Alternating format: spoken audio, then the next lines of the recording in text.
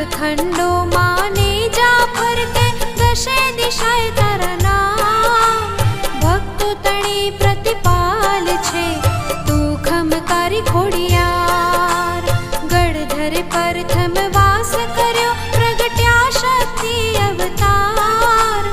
दर्शन दीधारा नवघण ने खमकारी खोडियार।